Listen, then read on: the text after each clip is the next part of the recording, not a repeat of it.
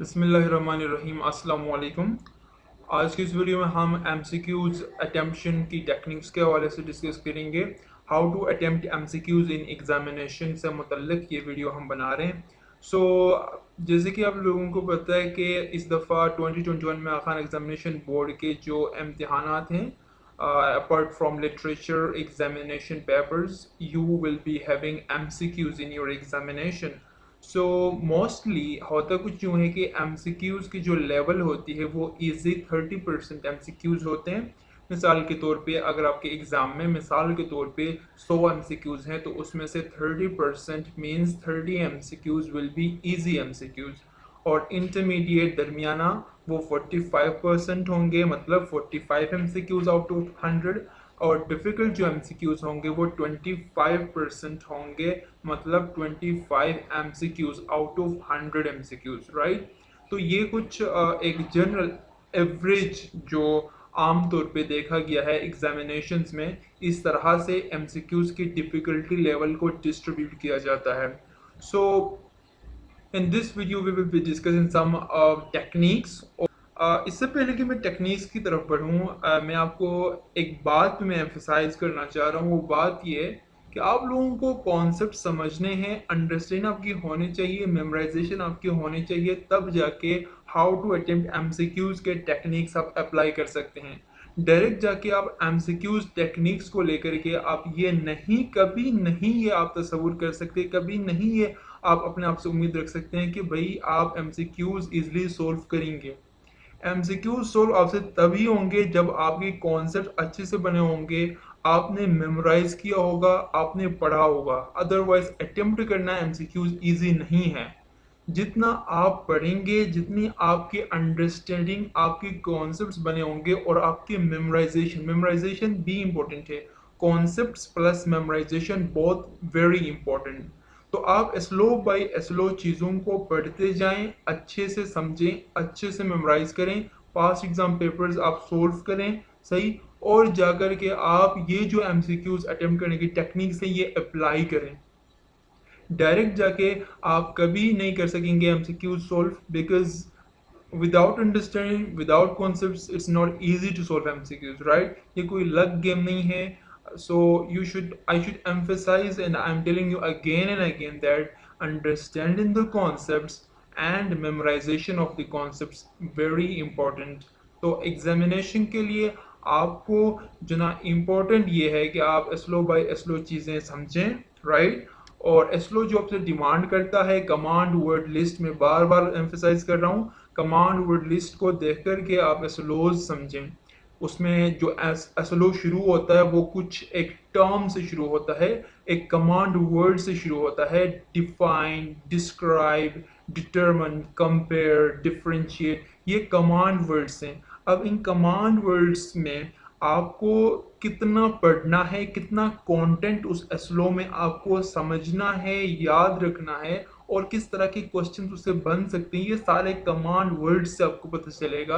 तो I am not going in that, I will move towards the specific video जो हम आज बनाने जा रहे हैं, हाउ टू अटेम्प्ट एमसीक्यूज।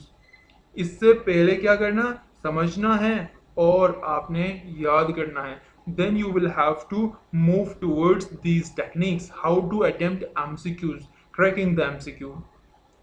ये कुछ एमसीक्यूज हैं भाई जो कि पास्ट एग्जाम पेपर से मैंने उठाए हैं और आपके स्क्रीन पे रख रहा हूँ। ये इस तरह के एमसीक्यूज आते हैं खान एग्जामिनेशन बोर्ड के इम्तिहान में।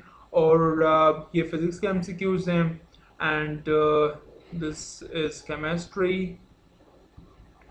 So the first technique, the first tip to attempt MCQs, read the entire question.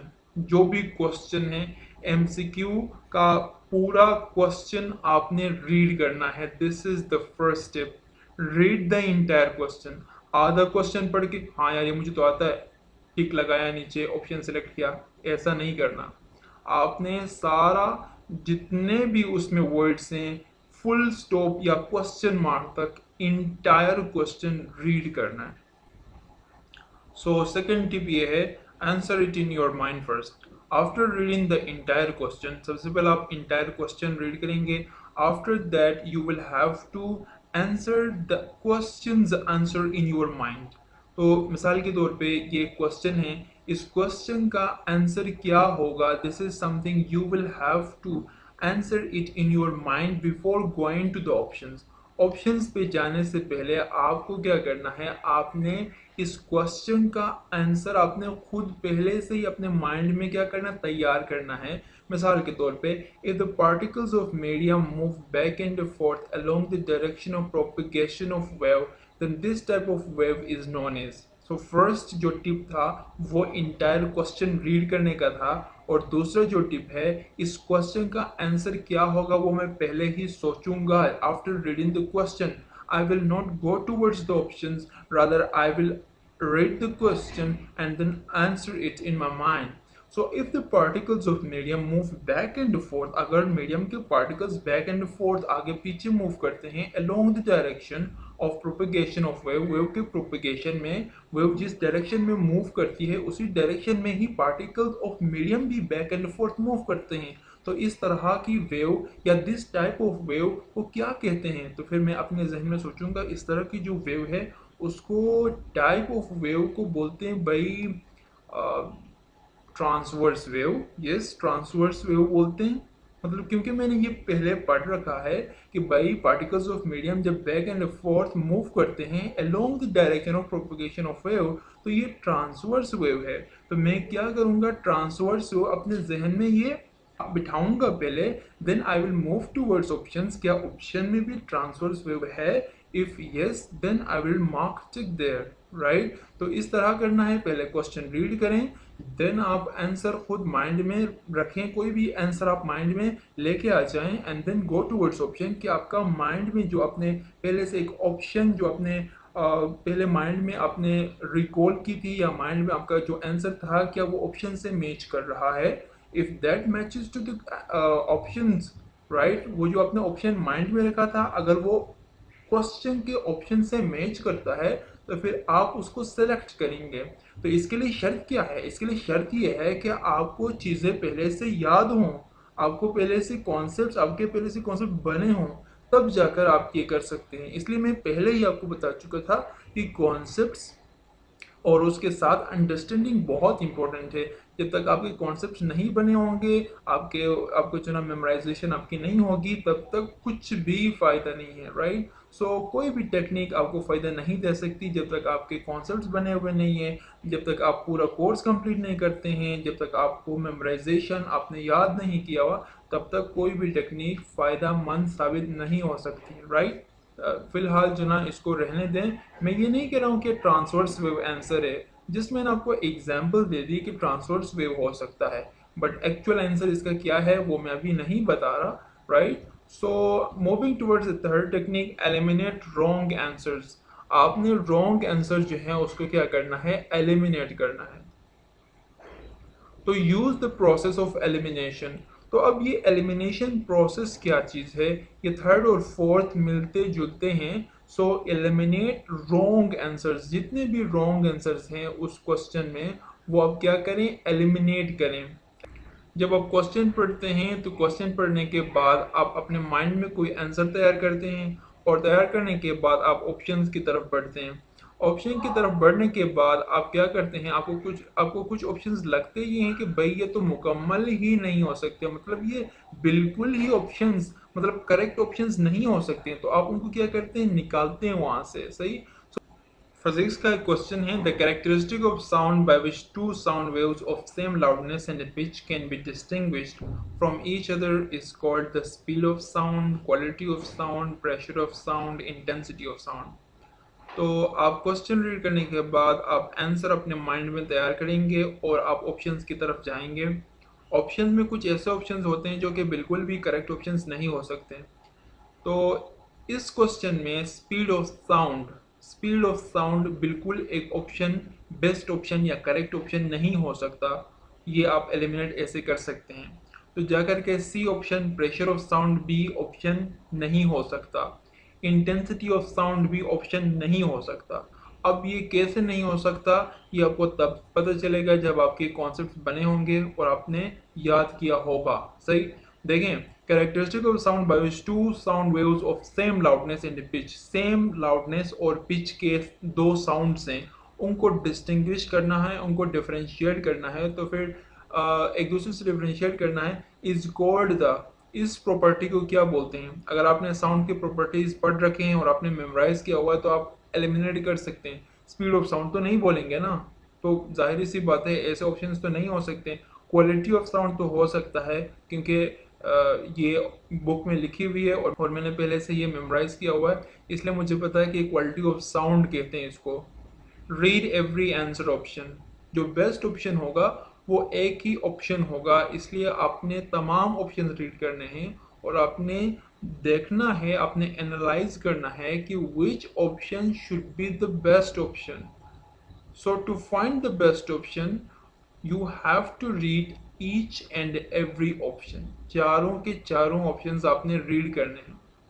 आपने क्वेश्चन रीड किया, आप डायरेक्ट जंप कर गए ऑप्शंस पे, आपने सेलेक्ट किया भाई ये ऑप्शन है, हाँ मुझे आता है, या मैंने ये पहले पास एग्जाम पेपर में ये पेपर में जो ना ये क्वेश्चन देखा है और मैंने पहले सोल्व भी किया हुआ है, यार ये ऑप्शन होता है, डायरेक्ट टिक मारना। ये जो स्ट्रेटजी है ये फेल्ड स्ट्रेटजी है। आप लोगों को पता होना चाहिए 15 to 20% एमसीक्यूज रिपीट होते हैं। पिछले 10 साल के जो पेपर हैं, पास्ट पेपर्स, उनसे 10% एमसीक्यूज क्या होंगे, रिपीट होंगे। आपके एमसीक्यू पेपर में 2021 में 7 या 6-7 एमसीक्यूज पास्ट एग्जाम पेपर से आएंगे, और कुछ ऐसे एमसीक्यूज होंगे जो पास्ट पेपर में है बट उन्होंने उनको थोड़ा ट्विस्ट किया होगा, थोड़ा सा चेंज किया होगा, राइट। तो आपने पास पेपर में वो एमसीक्यू पहले सोल्व किया है और जब 2021 में वो सामने आएगा एमसीक्यू, आप डायरेक्ट उस ऑप्शन को सिलेक्ट करेंगे, लेकिन उन्होंने क्वेश्चन को चेंज कर दिया होता है, उन्होंने क्वेश्चन चेंज किया होता है। आप क्या करते हैं, डायरेक्ट ऑप्शन सेलेक्ट कर देते हैं। ऐसे नहीं करना, ये हर उसके लिए करना, आपने हर क्वेश्चन के लिए ये करना है कि भाई क्वेश्चन रीड करें, दिमाग में कोई आंसर आपने बिठाना है कि भाई कौन सा आंसर हो सकता है। गो टूवर्ड्स ऑप्शंस, ऑप्शन की तरफ जाएं, ऑप्शन में देखें ए बी सी डी, कि आपने जो सोचा था क्या वही ऑप्शन में है, जो आंसर आपने क्वेश्चन रीड करने के बाद दिमाग में आपने सोच रखा था क्या वही ऑप्शन ऑप्शंस में है। अगर है तो आप टिक मारें, अगर है तब भी डायरेक्ट टिक ना मारे बल्कि चार के चार ऑप्शंस रीड करके टिक मारें, हो सकता है उससे भी बेस्ट ऑप्शन वहां अवेलेबल हो। तो इसलिए आपने हर ऑप्शन को रीड करना है और क्वेश्चन को खासकर बहुत ध्यान से रीड करना है, सही। सेवंथ है मेक एन एजुकेटेड गेस। ऐसे ही जिस पे 10 आए या जिस ऑप्शन पे 3 आए या 5 आए या 20 या 19 नंबर आए, आप हिसाब करने लग जाते हैं ए बी सी डी से 1 2 3 4 5, एंड जिस पे 20 आए या 30 आए या 11 आए वो मैं सेलेक्ट करूँगा वाली बात नहीं करनी।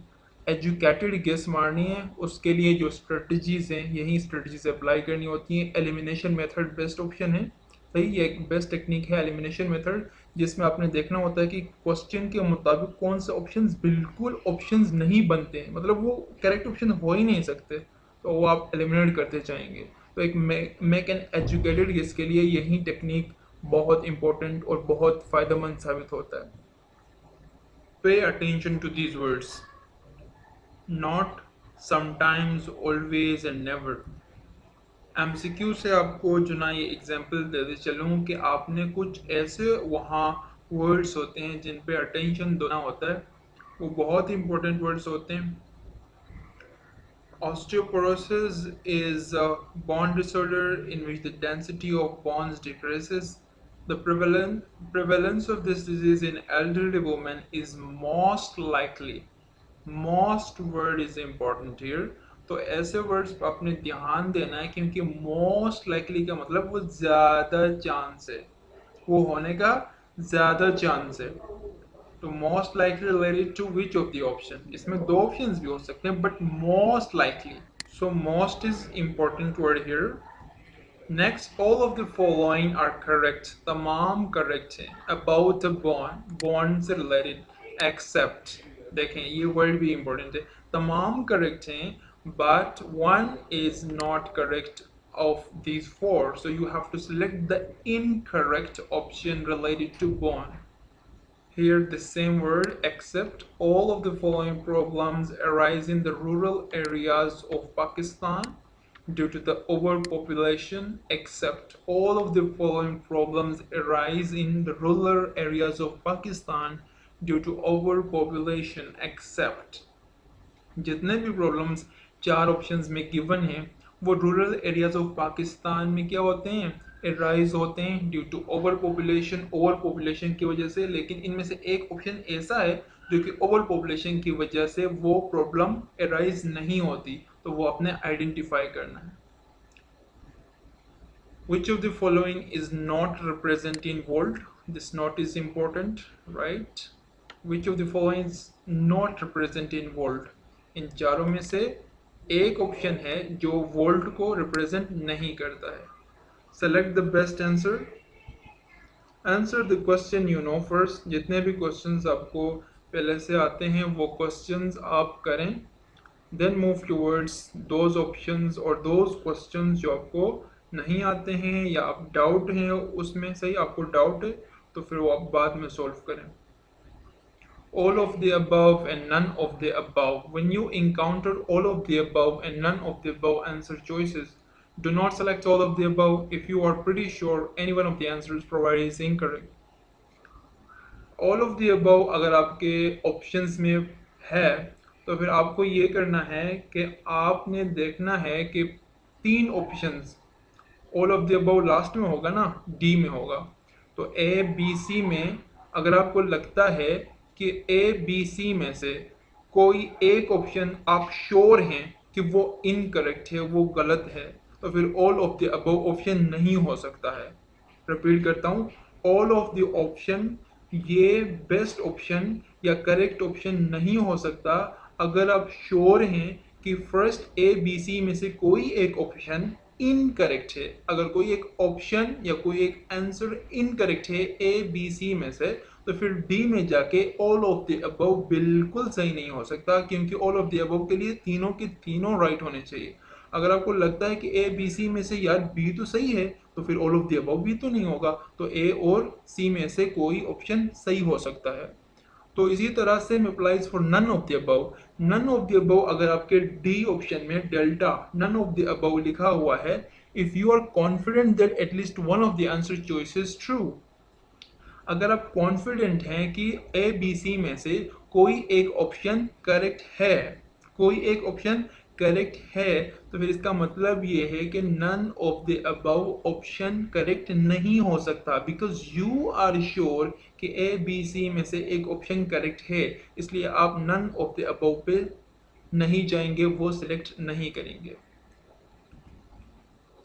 When these are similarly two correct options, when two answers are correct in a multiple choice questions within all of the above option, then it's probably the correct option.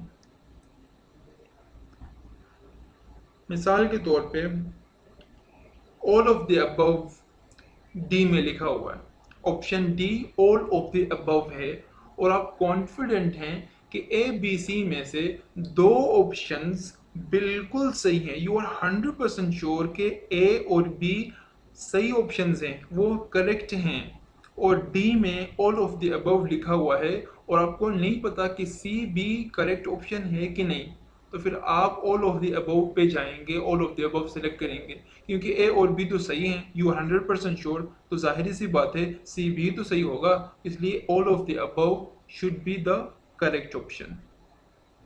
When two answers are correct in a multiple choice questions, when two answers are correct in a multiple choice question with an all of the above option, then it's probably the correct option. अगर option में दो सही हैं जो आप 100% sure हैं तो आप all of the above option select करेंगे। सही। Make imagine your mind, कोई भी क्वेश्चन आप जब रीड करते हैं तो अगर पॉसिबल है तो उसका इमेज बनाएं। हैंडल एग्जाम प्रेशर, तो एग्जाम प्रेशर हैंडल करना भी इम्पोर्टेंट है। आपने सब कुछ पढ़ा होता है, मेमोराइज किया होता है, टेक्निक्स भी आपको आती हैं, जाकर के एग्जाम प्रेशर की वजह से आप आंसर्स गलत करते हैं। कई दफ़ा होते ही हुए हैं कि आपको ये ग्रेड मिलता है, सही, तो इसमें 1 2 3 4 5 6 7 ऐसे लिखा होता है। आप करते कुछ यूँ हैं कि भाई आपने शेयर करना है 1 को, आप शेयर करते हैं 2 को। अगर आपने 25 क्वेश्चन आपने क्वेश्चन पेपर में 25 पढ़ा है और आप आंसर शीट में 25 को शेड करने के बजाय आप 26 को शेड करते हैं या 24 को शेड करते हैं, तो मेक श्योर उसको जो ना आपने ध्यान के साथ आपने ये शेड करना है। अगर आप क्वेश्चन 1 पढ़ते हैं तो क्वेश्चन 1 पे ही शेड करना है, ये मेक श्योर करते जाएं। तो सेकंड आप क्वेश्चन पढ़ेंगे तो सेकंड के सामने आप शेड करेंगे और अपने मेक श्योर भी करना क्या मैंने सेकंड पे ही शेड किया है, then move towards the third. अगर आपको थर्ड, मिसाल के तौर पे थर्ड क्वेश्चन आपको नहीं आता, आपको लगता है कि भाई ये डिफिकल्ट है, मैं बाद में आके इसको सोल्व करूंगा, तो आप थर्ड पे क्या करें, एक टिक मारें। जो आंसर शीट है उस थर्ड, जो थर्ड है राइट, थर्ड उस पर एक छोटा सा टिक मारें पेंसिल से और बाद में आप उसको रब कर सकते हैं, then move towards fourth. Right, इस तरह आपने करना है। तो एग्जाम प्रेशर हैंडल करने के लिए टिप्स ये हैं कि solve past papers. Past paper जितने ज़्यादा सोल्व करेंगे you will be able to handle exam pressure, because past paper solve करने से आपको लगेगा एग्जाम में जब आप बैठेंगे तो यार ये तो पास्ट पेपर्स ही जैसे एग्जाम है, ये तो सेम ऐसे ही क्वेश्चंस हैं। तो you will B fresh and your mind will be in positive environment. Right, give mock exams दिया करें और appear in school internal exams, school internal exams में भी appear हों। With this, I'm done with this presentation. And if you have any query, any question, or any feedback, just let us know in the comment section. If you like this video, hit the like button. Thank you very much.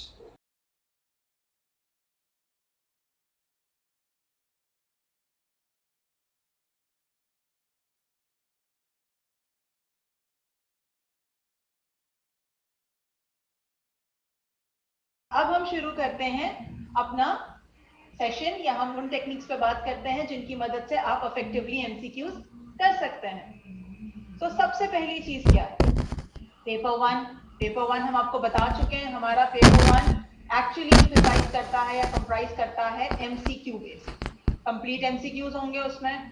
ठीक है, अब आपको करना क्या है जब आपको paper मिलता है, ये बहुत इंपॉर्टेंट चीज है जो हमें देखने की जरूरत है। सबसे पहले जब पेपर आपके हाथ में आता है तो आप एटलीस्ट 5 से 7 या 10 मिनट लगाएं और उस पेपर को एक दफा पूरा पढ़ लें। ठीक है ना। अब पढ़ते वक्त आप क्या करेंगे उस पेपर को, ठीक है ना, पढ़ रहे पेपर, करूं क्या, सिर्फ पढ़ लूं, स्किम करूं, देखूं हाँ जी 60 सवाल हैं या नहीं है, 50 नंबर पूरे दिए हुए या नहीं दिए हुए, नहीं। जैसे जैसे आप सवाल पढ़ते जाएंगे आप एक एक्सरसाइज करेंगे। आप एक्सरसाइज क्या करेंगे, सवाल पढ़ा, ये कॉन्सेप्ट मुझे आता है, जवाब भी मुझे पता है, ठीक है, टिक कर दें आंसर जो भी इसका सही है। कॉन्सेप्ट मुझे पता है लेकिन मैं जवाब के बारे में अभी श्योर नहीं हूं, तो वहां पे अपने लिए कोई भी मार्क असाइन कर लें, क्वेश्चन मार्क लगा दें, एस्ट्रिक लगा लें, फुल स्टॉप लगा लें, कुछ भी लगा लें। ठीक है, फिर अगेन तीसरा सवाल पे आए, शायद आपको वो पता हो, आंसर भी आता हो, मार्क कर दें। ठीक है ना। चौथा, वापस फंस गए, कॉन्सेप्ट तो पता है लेकिन ऑप्शन या जवाब के बारे में इतना आइडिया नहीं है, एक निशान लगा। अब आते हैं वो सवाल के जिनका तो कॉन्सेप्ट ही याद नहीं आ रहा, फौरन उस वक्त याद नहीं आ रहा, पहली बार पेपर देख रहे हैं, बहुत सब कुछ पढ़ के आए हैं, तो क्या हुआ, नहीं पता, ओके। लेकिन कभी कभी अगर कॉन्सेप्ट ना भी पता हो तो हम कभी कभी बहुत जनरली कहते हैं हाँ ये इसका ये आंसर हो सकता है नहीं, तो हम क्या करेंगे, वहां पे भी क्वेश्चन मार्क या फुल स्टॉप ही लगाएंगे। ठीक है ना। फिर डेफिनेटली जो कॉन्सेप्ट भी नहीं पता, जवाब भी समझ में नहीं आ रहा, तो उसको भी वहां पे हम क्वेश्चन मार्क या फुल स्टॉप के तौर पे रोक लेंगे। राइट, इससे फायदा क्या होगा, इससे एक तो फायदा यह होगा कि बच्चा एक दफा पहले पूरा पेपर देख लेगा और उसके साथ साथ जो जो चीजें उसको आती हैं, जो जो चीजें उसके लिए आसान है वो उनको कर लेगा। एक फेयर फैक्टर, एक एंजाइटी फैक्टर उसका थोड़ा कम हो जाएगा कि हाँ मैं चंद सवाल तो मैंने ऐसे ही हल कर लिए।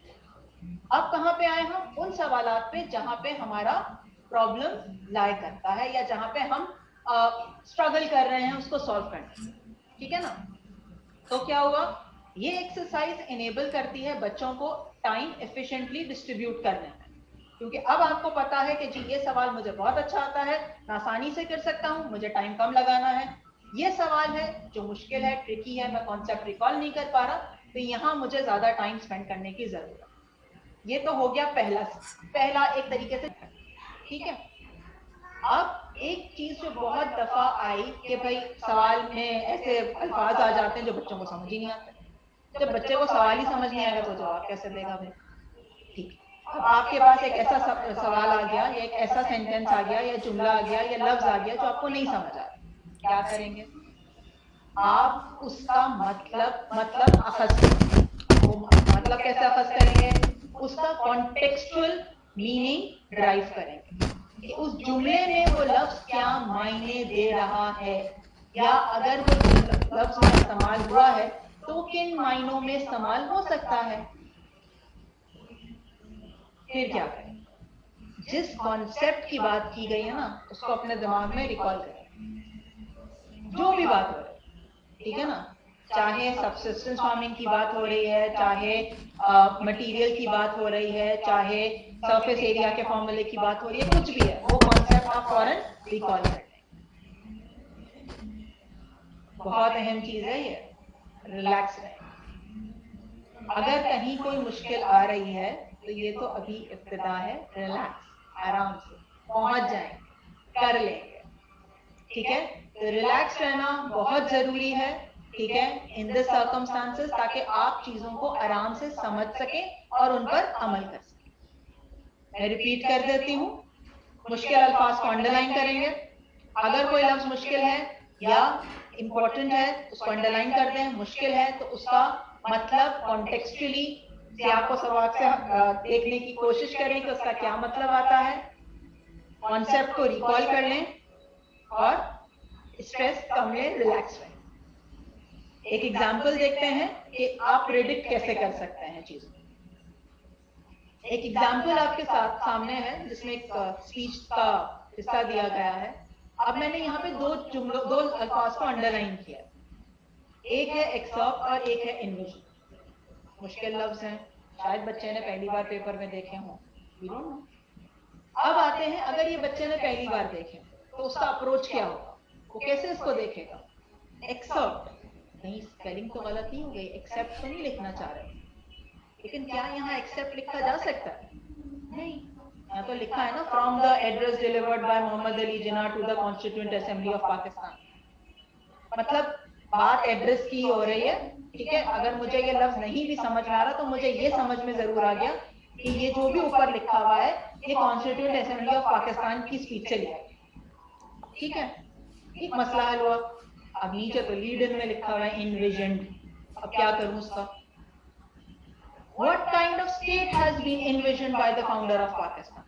अब जब हम फाउंडर ऑफ पाकिस्तान की बात करेंगे और हम कहेंगे काइंड ऑफ स्टेट, तो किसकी बात करेंगे? उन्होंने क्या सोचा होगा, क्या समझा होगा, उनका ख्याल क्या होगा, यही आएगा ना मतलब। तो इस लफ्ज का मतलब कहीं ना कहीं इसी पैराए में घूमता रहेगा, कोई नया मतलब तो नहीं आ सकता, ठीक है। तो क्या हुआ, जो मुश्किल लफ्ज थे या जो इंपॉर्टेंट लफ्ज थे वो तो मैंने अंडरलाइन किए ही, लेकिन मुश्किल लफ्ज को मैंने कॉन्टेक्सचुअली समझने की भी कोशिश कर ली कि हाँ इसका मतलब ये हो सकता है, तो मैंने अपना सेंस ऑफ द क्वेश्चन बना लिया। Second step, again remember, options नहीं देख रहे हैं हम, क्या कर रहे हैं अब हम? कॉम्प्रीहेंड कर रहे हैं। अब कॉम्प्रीहेंड करने के लिए हमें क्या करने की जरूरत है? उसको उस अल्फाज में या उन अल्फाज में ट्रांसलेट करें जो हमारे दिमाग के लिए सेंस बना, ठीक है ना। जब हमारे दिमाग में वो तस्वीर बन जाती है ना, तो हमें वो चीज बेहतर तरीके से समझ में आती है। एक एग्जांपल मैं ओरली आपसे शेयर करूं। Take a small amount of mixture of iron filling, sand and salt and on a watch glass. Use a bar magnet to separate out iron. Dissolve the remaining mixture of sand and salt in water.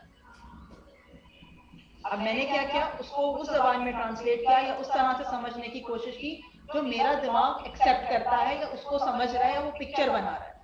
हाँ, यानी एक mixture है, ठीक है, जिसमें iron filling है, sand है और सॉल्ट है, और उसको एक प्याली में रखा गया, ठीक है। अब मुझे क्या करना है? बार मैग्नेट को यूज करना है और आयरन को अलग करना है, और जो बच गया है उसको पानी में मिक्स करना है। क्या हुआ? मैंने उसको ट्रांसलेट किया, अपने दिमाग में सेंस बनाया, ठीक है। याद है, रिकॉल किया था कॉन्सेप्ट। यहाँ पे किसकी बात हो रही है? मिक्सचर की बात हो रही है। तो मैंने क्या किया? मिक्सचर के उससे इसको कनेक्ट करने की कोशिश की, लेकर आई और उसको कनेक्ट किया कि अच्छा जी, अब जो सवाल आ रहा है जिसके बारे में बात की जा रही है वो किसके बारे में है? मिक्सचर के बारे में। अपने पूरे थॉट प्रोसेस को, अपने लिंक पेज को कंप्लीट किया लीड इन की मदद से, और अपना जवाब दे दिया, ऑप्शन पे नहीं गए हैं, अपना जवाब दे दिया, जो मेरे दिमाग ने जवाब निकाला था वो मैंने बता दिया, ठीक है ना। जब मेरे दिमाग ने एक जवाब दे दिया, ठीक है ना, यानी इसका मतलब है कि मेरी जो सवाल था वो इतना क्लियर था कि मेरा दिमाग एक जवाब तक पहुंच सका या दो जवाब तक पहुंच सका। याद है कल कहा गया था कि लीडर डायरेक्टेड होना चाहिए, स्पेसिफाइड होना चाहिए, थिंकिंग को डायरेक्ट करे। ओके, क्विक रिकैप, सवाल को हमने क्या किया था, इंपॉर्टेंट अल्फाज अंडरलाइन किए थे, समझे थे और मुश्किल अल्फाज को प्रिडिक्ट किया था, कॉन्टेक्चुअलाइज मीनिंग देखा, अपना कॉन्सेप्ट रिकॉल किया, उसको अपनी जबान में समझा, चीजों को कनेक्ट किया, थॉट प्रोसेस अपना कंप्लीट किया और अपना जवाब एक दे दिया, राइट। आइए देखते हैं ये हम प्रैक्टिस में कैसे कर सकते हैं। ये आपके पास एक एग्जांपल है, रिमाइंडर ये वो एग्जांपल नहीं है जो अभी हमने ऊपर 5 सवाल में देखी है, ये दूसरी, ठीक है। ये एक एग्जांपल है, पहला स्टेप हमारे पास क्या था, underline the key points and recall the concept. हमने क्या किया, अच्छा जी लैंड है, इनफर्टिलिटी है, प्रेजेंस ऑफ सॉल्ट है, सोल्यूशन। कॉन्सेप्ट क्या रिकॉल होगा मेरे पास, इनफर्टिलिटी, प्रेजेंस ऑफ सॉल्ट, यानी यहाँ पे ये कहीं आ रहा है, कॉन्सेप्ट जो बात हो रही है वो यहाँ सैलिनिटी की बात, ठीक है ना। फौरन मेरे पास दिमाग में सैलिनिटी का कॉन्सेप्ट आना शुरू हो जाना चाहिए और मुझे इसका क्या ढूंढना है, सोल्यूशन ढूंढना। कनेक्ट किया, ट्रांसलेट करने के लिए ये भी समझ सकते हैं, अच्छा जी एक जमीन है जो जरखेज नहीं रही है, अब उस पर नमक आ गया है और उसको वापस अगर मुझे जरखेज बनाना है तो मुझे क्या करना, क्लियर, कंप्लीट। अब जो जवाब आपके दिमाग में आता है आप अपने पास नोट कर लें, ठीक है ना। वो जवाब सही होगा या गलत होगा इसका फैसला हम आगे जाके करेंगे। अभी जो जवाब आपके जहन में इतना पढ़ के भी आ रहा है ना, वो जवाब आप चैट बॉक्स पे लिख लें, अपने पास नोट कर, तो गलत हो जाएगा। अगर मुझे सॉल्ट को सरफेस से हटाना है इनफर्टिलिटी हटाने के लिए या कम करने के लिए तो मुझे क्या करना चाहिए, ओके, ठीक है। जो भी जवाब आपके दिमाग में आ रहा है that's perfectly fine, very good. दूसरा सवाल, ये सवाल किसका है, ये सवाल है बायोलॉजी का। अब हम क्या कह रहे हैं यहाँ पे, A group of researchers work on the availability of a less expensive fuel for car. They came up with the conclusion to produce a gas using microorganisms. To which of the following branches of biology is their research related? सवाल है, मुश्किल अल्फाज की अल्फाज को underline करते हैं, ठीक है। Availability of less expensive fuel for the car चाहिए, क्या कर रहे हैं, produce a gas using microorganism है और हमें मालूम क्या करना है, ब्रांचेस ऑफ बायोलॉजी। कोई दिमाग में आई ब्रांच बायोलॉजी की, इसको सुन के कॉन्सेप्ट रिकॉल किया ना, तो ब्रांच ऑफ बायोलॉजी दिमाग में आ सकती है। तो जो भी ब्रांच आपके दिमाग में आती है आप उसको अपने पास लिख लें, पेपर पे वहां पे लिख लें, चैट बॉक्स पे हमारे पास आज यहाँ शेयर कर दें, ओके, ठीक है, वेरी नाइस। अभी हमने दोनों सवाल में ऑप्शन नहीं देखा लेकिन हमारे दिमाग ने एक ना एक जवाब जरूर दे दिया है। अब हम जाते हैं किस पे, स्टेप 3 पे। स्टेप 3 हमारे पास क्या था, वैलिडेट ऑप्शंस। हमने तो जवाब दे दिया, अब क्या करेंगे, जो जवाब आपने दिया है अब आप जाके नीचे देखें क्या वो ऑप्शन में है, अगर है तो बहुत अच्छी बात है, अगर उससे मिलता जुलता है तो भी बहुत अच्छी बात है। लेकिन रुक जाए, उसको मार्क करने से पहले 1 मिनट के लिए क्या करें, आप जाके जो दूसरे ऑप्शन दिए हुए हैं उनको एक दफा पढ़ जरूर लें और ये जरूर देख लें कि आया वो गलत ही है या नहीं, ठीक है ना, राइट। अब यहां तक तो पहुंच गए जी, आता था जवाब तो क्लियर फौरन हो गया, वेरी गुड। अब जो जवाब भाई हमने दिया था ना वो है ना उससे मिलता जुलता है, अब क्या करें, अब तो फंस गए। एक स्टेप पीछे, क्या कहीं पढ़ते हुए या ट्रांसलेट करते हुए कोई इंपॉर्टेंट लफ्ज तो मैं नहीं भूल गया, कहीं सवाल में लिखा हुआ था, नॉट तो नहीं लिखा हुआ था, कहीं करेक्ट या इनकरेक्ट तो नहीं लिखा हुआ था, कोई मेनली या बिजनेस की बात तो नहीं हो रही थी, या कहीं सोशल पॉलिटिकल या इकोनॉमिक तो हाईलाइटेड नहीं था कैप्स में, कोई ऐसी चीज तो नहीं है कि जो मैं ऊपर देखना भूल गया या मैंने उसको मिस कर दिया, एक और दफा देख ली। और अगर ऐसा कोई लफ्ज मिस हुआ है तो उसको भी नोट कर लें, ठीक है, और वापस से सोचें क्या जवाब हो सकता है आप वापस से इधर स्टेप 3 के फर्स्ट स्टेप पे पहुंच जाए कि हाँ जी मुझे मिलता लगा और नीचे भी दिया हुआ है या उसमें मिलता जुलता दिया हुआ है, ये जिंदगी आसान। लेकिन भाई मैंने तो सवाल भी ठीक समझा, पढ़ा, सब कुछ किया, अभी भी जवाब नहीं आ रहा मुझे, ऑप्शंस भी मैंने, अब क्या, तो नहीं हो रहा। अब शुरू करें एलिमिनेशन। एलिमिनेशन वो क्या होता है, यानी अब आप जाके हर ऑप्शन को इस नजरिए से देखें कि वो गलत क्यों हो सकता है। सही जवाब नहीं मिला ना, करेक्ट आंसर तक मैं अभी नहीं पहुंचा, तो अब मैं क्या देखूंगा, कौन सा ऑप्शन ऐसा है जो गलत, अगर वो गलत है तो वो गलत क्यों है, और वो क्यों गलत हो सकता है, ठीक है ना, उसके पीछे क्या रीजन या क्या लॉजिक पड़ेगी जिसकी वजह से वो गलत हो जाएगा, ठीक है। The reason and the logic would come from the recall of the concept. Logical, it can be from the recall of the concept. ठीक है, राइट। तो हमने क्या किया, एलिमिनेशन करना शुरू किया। एलिमिनेशन करने के बाद मैं क्या करूं, जिन चीजों को मैंने एलिमिनेट किया उसको मैंने वेरीफाई किया, ठीक है ना, कि हाँ जी अच्छा ये गलत है, ये गलत है, ये गलत है, तो फिर ये सही हो सकता है। वापस एक दफा सवाल पढ़ा, जवाब पढ़ा, उसको लिंक किया, एग्री टू इट, मार्क कर। अब बहुत इंपॉर्टेंट है एग्जामिनेशन पर्सपेक्टिव से कि आप ये याद रखें कि सिर्फ क्वेश्चन पेपर पे टिक करने से नंबर नहीं मिलने वाले। आंसर कहाँ मार्क करना है मुझे, OMR शीट। आंसर को मैं कहाँ मार्क करूं, OMR शीट पे सर्कल को फिल करके, वो फिल हो गया, और आखिर में जाके मैं अपने सवाल को रीचेक करूं, ठीक है, राइट, समझ में आया, राइट। अब जो दो सवाल हमने ऊपर देखे थे ना, उन्हीं दो सवाल पे अब हम स्टेप 3 और स्टेप 4 लगा, ठीक है। तो स्टेप 3 पे आ गए, हमने मुश्किल जो भी हमारे की लफ्ज थे हमने अंडरलाइन किए हुए थे, ठीक है, एक जवाब भी सोचा हुआ था। अब जल्दी से मुझे चैट बॉक्स में बताइए किन किन ने जो जवाब सोचा था वो नीचे मिल गया आपको, कितने लोगों को वो जवाब मिल गया जो उन्होंने सोचा था। Very good, very good. हो सकता है किसी को ना भी मिला, ठीक है ना। अच्छा, अगर सोचें इस सूरत हाल में कि उसको जवाब नहीं मिला, उसको नहीं समझ में आ रहा कि भाई क्या जवाब हो सकता, अब मैं क्या करूं, अब मैंने क्या कहा था, हम क्या करेंगे, एलिमिनेशन ऑप्शन इस्तेमाल करेंगे। अब एलिमिनेट कैसे करेंगे, थॉट प्रोसेस मेरा क्या होगा। अच्छा जी, कीवर्ड क्या थे, इनफर्टिलिटी, प्रेजेंस ऑफ सॉल्ट, और मुझे क्या चाहिए, सोल्यूशन। यूकेलिप्टस ट्री लगा, नहीं हो सकता, ट्री सॉल्ट है सरफेस पे, वैसे ही फर्टिलिटी नहीं है, दरख्त कहां से उगेगा, out. Treat his land with limestone, limestone, अच्छा सॉल्ट की बात हो रही है, लाइमस्टोन की बात हो रही है, हो सकता है यार कोई कोई कुछ कनेक्शन बन सकता है यहाँ पे, रुक जाता।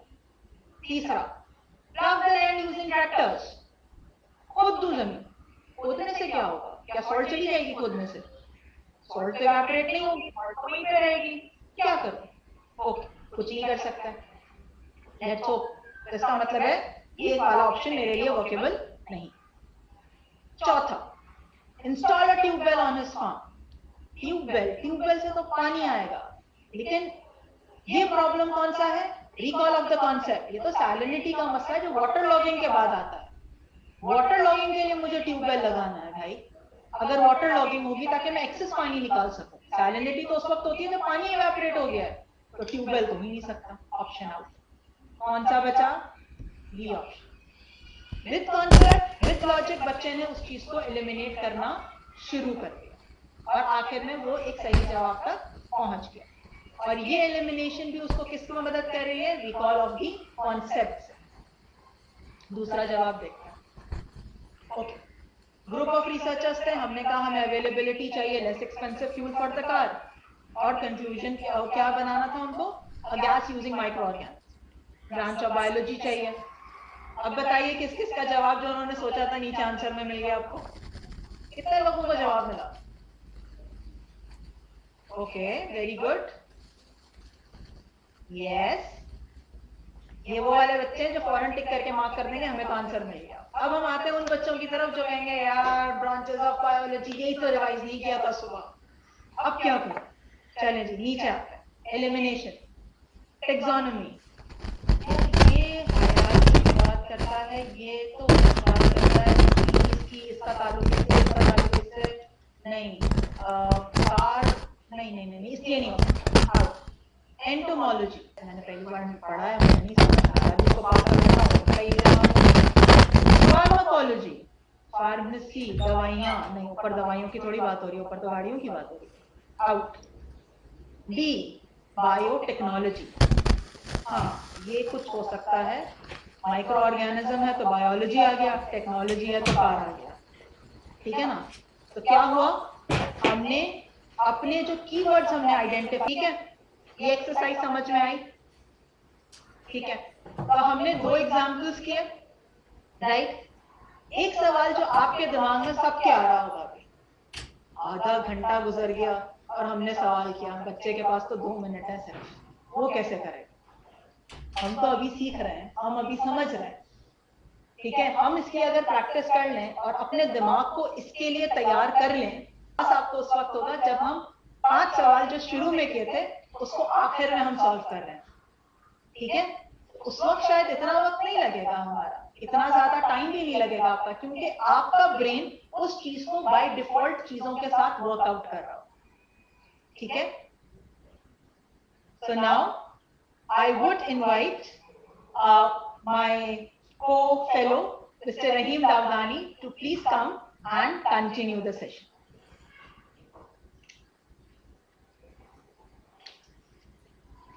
ये नॉलेज, ये लर्निंग बिल्डअप कैसे होती है क्लासरूम में, या हम जब पढ़ रहे होते हैं, चीजों को लर्न कर रहे होते हैं, तो हम कैसे इसको अपने अंदर लेकर आए कि हम इस टेक्निक का 100% इस्तेमाल कर सकें टू सॉल्व द एमसीक्यूज। अब हम इसकी तरफ बात करेंगे, लिहाजा मेरी जो पूरी बात होगी उसका जो फोकस होगा वो होगा कि किस तरह हम प्रिपेयर करें और किस तरह एग्जाम के लिए हम अपनी लर्निंग को प्रिपेयर करें। First thing first, and that is called concept mapping. Concept mapping जो है वो बेसिकली जो बेस करती है, वो आपका बेस करती है कि आप चीजों को कैसे लिंक करते हो। Concept mapping, to be very honest, बहुत स्मॉल कॉन्सेप्ट है, it needs little bit focus. The first thing is that कि आपको ये पता होना चाहिए कि आपने जो कॉन्सेप्ट मैपिंग में चीजें की हैं, जो चीजें आपने लर्न की हैं। फॉर एग्जाम्पल, आप कॉन्सेप्ट मैप जब करते हैं तो ब्रेनस्टॉर्मिंग जो बिल्कुल बेसिक क्लास में हमने सीखा था, उसको थोड़ा सा एडवांस फॉर्म में हम लेके जाते हैं। ये कोई नया कॉन्सेप्ट नहीं है, ये वही ब्रेनस्टॉर्मिंग है जो हम प्राइमरी क्लासेस और सेकेंडरी क्लासेस में करते हुए हैं, बस थोड़ा सा उसका अप्रोच यहाँ पर डिफरेंट हो जाता है। जैसे मैं आपको एक एग्जांपल देता हूँ, अभी हाल ही में 23 मार्च हमारा गुजरा, आइए उसी के एग्जांपल के तहत हम आगे बढ़ते हैं और देखते हैं कि हमारे पास इसमें नेक्स्ट अब आपके सामने बिल्कुल छोटी सी चीज में लेके आया हूँ, and that is called Lahore resolution. अभी रिसेंटली हमने 23 मार्च गुजरा, आपको पाकिस्तान स्टडीज का ये वो टॉपिक है जो बहुत commonly 9th grade 10th grade everywhere ये मौजूद है। अब इस सब्जेक्ट को, इस टॉपिक को हमें लर्न कैसे करना है। देखिए, जब हम किसी भी टॉपिक को लर्न करते हैं, किसी टॉपिक को समझते हैं, तो शुरू कहाँ से होता है? बिल्कुल नॉलेज से। क्या हुआ, कब हुआ, किसने किया, ये सारी चीजें बड़ी इंपॉर्टेंट हैं और इससे हम सीखते हैं कि कब हुआ, क्या हुआ, कैसे हुआ, ठीक है? दूसरा फेज, क्यों हुआ, ये कैसे, इसके पीछे क्या वजूहात थी, क्या फिगर्स थी जिनकी वजह से ये हुआ, क्या हालात थे जिनकी वजह से ये रेजोल्यूशन पास हुई, क्या उस वक्त की पॉलिटिकल कंडीशंस थी जब ये करना था, ठीक है? And the third thing which is very important, इसके होने से हुआ क्या, हिस्ट्री पे क्या इफेक्ट पड़ा, ठीक है? इसके बाद क्या हुआ, इवेंट का आने वाले इवेंट्स पे क्या इफेक्ट हुआ, इसके नतीजे क्या निकले। आपने देखा, हमने बात शुरू की नॉलेज से, यानी क्या, कब, किसने, क्यों, यानी हमने बात करी अंडरस्टैंडिंग की, और हमने आखिर में बात की नताइज की, आउटकम्स की, कि ये होता तो क्या होता और इसके होने से क्या होता रहा। ये सारी बातें आपने देखा ये एप्लीकेशन पे। जरूरी नहीं है कि एग्जाम में सवाल हमें सिर्फ नॉलेज को टेस्ट करने के लिए पूछा जाए, हमारी अंडरस्टैंडिंग को भी पूछा जा सकता है, जाना जा सकता है। ये भी देखा जा सकता है कि हमारा जो लेवल ऑफ एप्लीकेशन है वो है या नहीं। एमसीक्यू इसमें से किसी भी सिचुएशन पे आ सकता है, मगर आपने इस टॉपिक को अगर इस तरह जोड़ कर पढ़ा है, इस ये लिंक्स आपने अपनी बनाए हैं, ये लर्निंग लिंक्स डेवलप किए हैं इस कॉन्सेप्ट मैप के थ्रू, तो फिर आप यकीनन ऐसी कंडीशन में होते हैं कि आप तीनों तरह के सवाल का जवाब दे सकते हैं, आइदर वो नॉलेज से हो, अंडरस्टैंडिंग से हो या एप्लीकेशन से हो।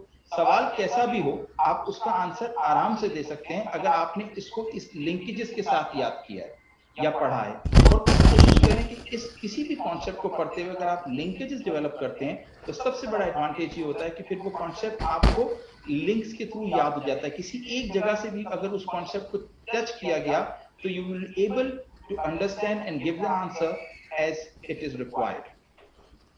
Another thing, अब आप ये देखें, मैंने आपके लिए इस पूरे को खुल के बयान किया, कहाँ हुआ जगह लिखी हुई है, क्यों हुआ वो लिखा हुआ है, when 22-24 मार्च के दरमियान, what, who were there।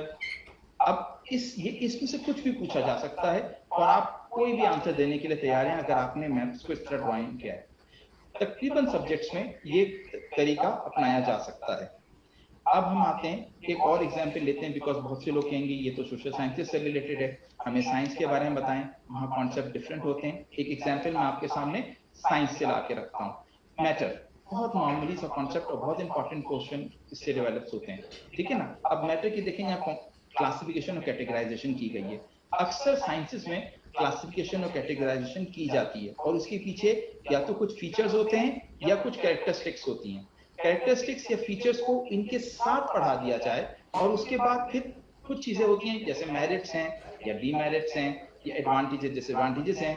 ऐसी कोई भी चीज अगर आप इसको इसी के साथ रिलेट करके पढ़ाएं, यानी एलिमेंट्स के फीचर्स एलिमेंट के साथ पढ़ा दिए, कंपाउंड के फीचर्स कंपाउंड के साथ आपने लिख लिए, वहां पे जॉट डाउन कर लिया आपने, उन चीजों को पॉइंट में कर दिया, बुलेट पॉइंट्स में कर लिया।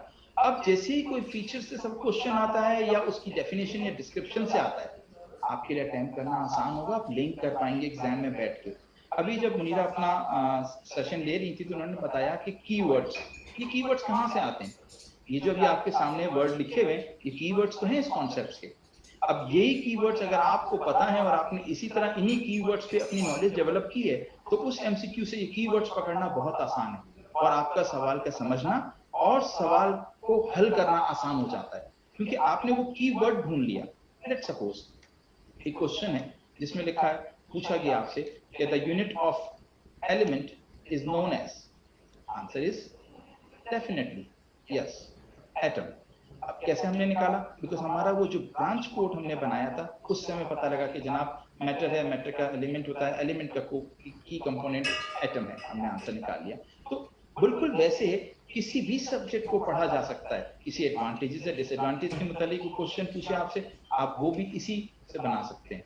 तो अब अगर आपने हमारे सिलेबस को भी गौर से देखा तो उसमें भी टॉपिक्स, सब टॉपिक्स और एसएलओज हैं। जब आप ये बनाते हैं चार्ट तो आप इसी को बिल्ड अपॉन करते हैं, टॉपिक्स, सब टॉपिक्स एंड देन सब टॉपिक्स के बाद आप आ जाते हैं एसएलओज की तरफ। तो एक पूरी ब्रांच आपके सामने आ जाती है, एक कॉन्सेप्ट आपके पास, आपने उससे सारे कॉन्सेप्ट्स को लिंक कर लिया और आप आराम से अपनी नॉलेज से अंडरस्टैंडिंग और अंडरस्टैंडिंग से एप्लीकेशन की तरफ बढ़ गए। लर्निंग में भी आसानी होती है, याद रखना भी आसान होता है और इसे रिकॉल करना भी आसान हो जाता है एग्जाम में। तो ये टेक्निक इस्तेमाल की जाती है ताकि हम अपनी लर्निंग को लिंक कर सकें, लर्निंग लिंक्स बना सकें लर्निंग के बीच में, ताकि हमारी चीजें हम हाईलाइट कर सकें अपनी लर्निंग के कीवर्ड्स को और फिर उससे हम रिकॉल करें। Another thing which is very important, अब हमने ये सीख लिया, बात ये है कि इस प्रिपरेशंस को हम प्रैक्टिस कैसे करें। तो सबसे पहले इंपॉर्टेंट चीज ये होती है ड्रिल। तो एक मशहूर कॉल है कि आप किसी भी खिलाड़ी के खेल को खेल के मैदान में ही जज कर सकते हैं। तो बेस्ट पार्ट ये होता है किसी प्लेयर का, अगर आपको जज करना हो how he play in the playground, तो बिल्कुल वैसे ही अगर किसी स्टूडेंट को अगर अपनी एमसीक्यूज और इसकी प्रैक्टिस को, असेसमेंट प्रैक्टिस को, स्किल को टेस्ट करना है तो best part will be exams. एक असेसमेंट की प्रिपरेशन का बेस्ट ग्राउंड ही एग्जाम ही होते हैं। वो कैसे? जो आपने प्रैक्टिसेस अब लर्न किए हैं, आप उसको अपने क्लास एग्जाम्स में, क्लास टेस्ट में, बाय मंथलीज में, मिडिल ईयर एग्जाम्स में, या at the end of the year जो आपका प्रीलिम्स एग्जाम होते हैं, उन सब पे अप्लाई कर सकते हैं। और ये ड्रिल बार बार करते रहने से दो चीजें बहुत इंपॉर्टेंट होती हैं। एक, आपका जो डर होता है एग्जाम्स को लेकर, जो खौफ आपके दिल में होता है कि व्हाट आई विल डू, ये क्वेश्चन तो मैंने पहली बार देखा है, ये भी खत्म होता है। दूसरी बात, आप में टाइम मैनेजमेंट आ जाता है एज यू गो ऑन। तो ड्रिल करना बहुत जरूरी है, और ड्रिल के लिए आपकी प्रैक्टिस के लिए बहुत जरूरी है कि आप इसको पहले दिन से प्रैक्टिस में रखें। चाहे आप एक चैप्टर के टेस्ट की प्रिपरेशन कर रहे हो या पूरी किताब की, मेथड वही रहेगा, कॉन्सेप्ट मैप वैसे ही बनेंगे और वैसे ही रिकॉल होंगी। और अगर ये कॉन्सेप्ट मैप जो आपने बनाए हुए हैं अलग अलग टॉपिक्स पे आपके पास जमा रहते हैं, तो एग्जाम से पहले अगर आपको एक फास्ट रिविजन चाहिए तो ये बेहतरीन रिविजन किट बन जाती है आपके लिए। आपने छोड़ा बुक को, आपने उसी एग्जाम कॉन्सेप्ट पेपर्स को रिवाइज किया और आपके पास पूरा पूरा कॉन्सेप्ट आपके पास वहीं उधर ही रिवाइज हो गया और आप उससे प्रिपेयर होके एग्जाम में आ गए। तो that is very good part also कि आपका अपना रिवीजन किट बन जाता है। हम आगे बढ़ते हैं और देखते हैं कि अब इसके साथ हम किस तरह एग्जाम में इसको लेके जा सकते हैं। सबसे पहला इंपॉर्टेंट फैक्टर जो सबसे ज्यादा लोग कहते हैं, टाइम डिस्ट्रीब्यूशन। अक्सर हमारे साथ, बल्कि मेरे अपने साथ भी ऐसा होता रहा कि किसी टेस्ट में, किसी एग्जाम में मैं जाके बैठा, मैंने अपना सारा टाइम शुरू के सवालों पे खर्च कर दिया और फिर उसके बाद मेरे पास सिर्फ 5 मिनट बच गए और सवाल बच गए 10 या 15। अब क्या करूं, अब तो टाइम नहीं है। और अब फिर बाकी के सवाल में से कुछ ऐसे चले गए जिनके बारे में श्योर नहीं था। So that is the reason कि हमने टाइम प्रॉपर मैनेज नहीं किया। अगर हम शुरू से थोड़ा सा इफेक्टिवली काम करें और अपनी टाइम मैनेजमेंट को बेहतर करें, और हम ये सोचें कि हमें कितने मिनट्स पर एमसीक्यू देना है, और उसी से हम प्रैक्टिस करते चले जाएं अपने क्लासरूम टेस्ट में, अपने प्रीलिम्स में, अपने टॉपिक टेस्ट में, सब में इसको प्रैक्टिस करें, ये खुद ब खुद हमें आदत हो जाएगी हमें इतनी टाइम में रिस्पॉन्ड करना है। बिकॉज टाइम मैनेजमेंट ना सिर्फ एक एग्जाम के लिए बहुत इंपॉर्टेंट पार्ट है, बल्कि हमारी अपनी लाइफ के लिए भी बहुत इंपॉर्टेंट लर्निंग पॉइंट है। Time is the factor which decides. तो बहुत जरूरी है कि हम इसके ऊपर अपना फोकस रखें और ये आगे भी हमें काम आता रहता है। तो time management is very essential. अगर आपको 2 मिनट दिए हैं, आप टेस्ट टाइम उतना ही रखें एमसीक्यू के हिसाब से, और उसके हिसाब से आप अपना टाइम प्रैक्टिस करें। Another thing, past papers का smart use. Now, how can we use past papers smartly? आप एग्जामिनेशन बोर्ड के बहुत सारे पास्ट पेपर्स ऑलमोस्ट हर सब्जेक्ट में आपके पास मौजूद हैं, और हर तरह के एमसीक्यूज हैं। There are MCQs from knowledge, understanding, education, difficulty, तमाम डिफिकल्टी हैं, मॉडरेटली इजी भी हैं, मॉडरेटली डिफिकल्ट भी हैं, डिफिकल्ट भी हैं। आप जब आप टेस्ट कर रहे हैं, टेस्ट पेपर प्रिपेयर कर रहे हैं, आप उनके साथ अपने जो क्वेश्चंस हैं, जो न्यू क्वेश्चंस हैं, उनको मर्ज कर दें। अगर आप एक टॉपिक को टेस्ट कर रहे हैं, उस टॉपिक में कुछ क्वेश्चंस नए डाल दें, कुछ उसी टॉपिक से रिलेटेड जो पास्ट पेपर्स में कभी आए हैं उनको उनके साथ मर्ज कर दें, and then give them the students to practise. उससे प्रैक्टिस करने से फायदा ये होगा कि दे नो कि किस तरह के क्वेश्चन एग्जाम्स में आते हैं। हो सकता है लकीली ऐसा भी हो सकता है कि कभी किसी एग्जाम में कोई क्वेश्चन ऐसा आ जाए जिसका पैटर्न तकरीबन वैसा हो जैसा आपने दिया हो, या उससे मिलता जुलता हो, या वो कॉन्सेप्ट जो आपने टेस्ट किया उससे मिलता जुलता कॉन्सेप्ट पूछ लिया गया, या बार दफा ऐसा भी हो सकता है कि आपके सवाल के जो 4 ऑप्शन थे उसी किसी ऑप्शन से एक क्वेश्चन बना के आपको एग्जाम में आ गया हो और आप उसे अटेम्प्ट कर लें। उससे एक तो फेयर खत्म हो जाएगा, और दूसरा बच्चों के अंदर ये होता है कि फर्स्ट टाइम ये सवाल ऐसा सवाल ये फेयर खत्म हो जाता है। वो जितना आप प्रैक्टिस करते हैं, जितना आप स्मार्ट यूज करेंगे पास्ट पेपर का, इतना इफेक्टिव होगा। पास्ट पेपर्स में से सिर्फ वो कॉन्सेप्ट उठाइए जो आपसे रिलेटेड हैं। बहुत से लोग कहते हैं जनाब आप तो सिलेबस हर 3 साल पे 4 साल पे रिवाइज कर देते हैं, हम कैसे लेकर आए? तो भाई सिलेबस रिवाइज जरूर होता है, but some topics are there for always. तो वो टॉपिक पाकिस्तान रेजोल्यूशन तो हमेशा रहा ना, उसकी डेप्थ और चेंजेस हो गई, मगर टॉपिक तो अपनी जगह मौजूद है, तो हम उसको रिपीटेडली यूज कर सकते हैं। और वो टॉपिक जो आप एग्जाम में इस्तेमाल हो रहे हैं, बोले हैं और उनको टेस्ट करें, तो आप उसको कर सकते हैं। एक और इम्पोर्टेंट पार्ट जो बहुत इंपॉर्टेंट होता है कि पास पेपर्स को लेके टाइमिंग को, कुछ लोग टाइमिंग शॉर्ट करके भी इसको जज करते हैं, ये गलत तरीका है। आप कोशिश करें उतना ही टाइम दें जितना यूजुअली पेपर में होता है। टाइम कम कर लेने से इफेक्टिव नहीं होगा, बल्कि वो फिर आप पे प्रेशर आता है। तो जितना टाइम बोर्ड देता है उतने ही टाइम में इसको क्वेश्चन को प्रैक्टिस करें ताकि आपकी प्रैक्टिस हो सके। और maybe there is a lot of chance कि पास्ट पेपर यूज कर रहे हैं तो सिमिलर क्वेश्चंस निकल के आपके सामने आए। एक अनदर थिंग, जब आप पेपर ले लें तो जो ऑप्शंस आपने पास पेपर आपने यूज किया उसके 4 ऑप्शंस थे, बच्चों के साथ उन ऑप्शंस को डिस्कस करें कि देखें राइट आंसर तो ये था मगर बाकी 3 आंसर इसलिए गलत हैं। तो उससे ये लर्निंग भी होगी कि एक तो आपने सही आंसर और सही क्वेश्चन समझ लिया, मगर साथ साथ आपने 3 वो ऑप्शंस भी समझे कि जो उससे रिलेटेड नहीं थे बट हाँ उस टॉपिक में हो सकते हैं। तो आपकी जो टॉपिक की अंडरस्टैंडिंग है वो एक्सटेंड हो जाएगी। तो हमेशा जब एमसीक्यूज पास पेपर्स के डिस्कस करें क्लास में तो ना सिर्फ ये कि करेक्ट की को डिस्कस करें बल्कि उसके डिस्ट्रैक्टर्स ऑल्टरनेटिव आंसर्स को भी डिस्कस करें, क्योंकि उससे भी लर्निंग आपकी एक्सप्लोर होती है और एक्सटेंड होती है। और इससे आप आराम से आगे आने वाले पेपर्स में हो सकता है उसी ऑल्टरनेट से कोई और क्वेश्चन बनकर आ जाए और आप उसको अटेम्प्ट करें पेपर में। यहाँ पे मैं दोबारा से मिस मीरा, ठीक है, उन पे वापस आते हैं। क्या थे? Step 1, break down the question, comprehend the question, validate options and deduce the answers. 4 steps हैं। फटाफट उन सारे सवालात को देखते हैं और उसको मैं आपके साथ अब उसको हल नहीं करूंगी, मैं सिर्फ स्टेप दोहराऊंगी। देखते हैं क्या हम उसको हल कर पा रहे हैं या नहीं। स्टेप पहला सवाल आपकी स्क्रीन पर। Step 1, underline the keywords and step 2, translate करें, कॉन्सेप्ट्स को कनेक्ट करें और अपने कॉन्सेप्ट्स को रिकॉल करें। सहरा इलाका है सिंध का, पानी है नहीं, टेम्परेचर भी हाई है और लोग एक जगह पे ज्यादा अरसे तक नहीं रहते। ऑक्यूपेशन कौन सा होगा? जवाब सोच लिया, दिमाग में आया, ठीक है ना? अब आए ऑप्शन की तरफ। जो जवाब आपने दिया था या सोचा था, अगर वो नीचे है परफेक्ट, उससे सिमिलर है और अच्छी बात है। जब मैं इस सवाल को कर रही थी मेरे जहन में 2 जवाब आए थे, लाइफ स्टॉक फार्मिंग और दूसरा मेरे पास आया था कॉटेज इंडस्ट्री। ठीक है, कॉटेज इंडस्ट्री तो मुझे नीचे नहीं मिला, लाइफ स्टॉक फार्मिंग मिल गया, ठीक है। लेकिन बाकी सारे गलत क्यों हैं, एक दफा चेक कर लें। फिशिंग सहरा में हो सकती है? नहीं। फॉरेस्ट्री सहरा में कैसी होगी, पानी नहीं है। सबसिस्टेंस फार्मिंग, वही वाली बात है, फार्मिंग कैसे करूंगा, पानी ही नहीं है, जरखेजी कहां से आएगी, टेम्परेचर भी हाई और दूसरा मैं तो इतने अरसे वहां पे रुकता भी नहीं हूं, मूव कर रहे हैं, तो वो एलिमिनेट होगा। Yes, what I thought was my correct की। दूसरा सवाल, again step 1, break down the question, हमने अंडरलाइन कर लिया, ठीक है, राइट।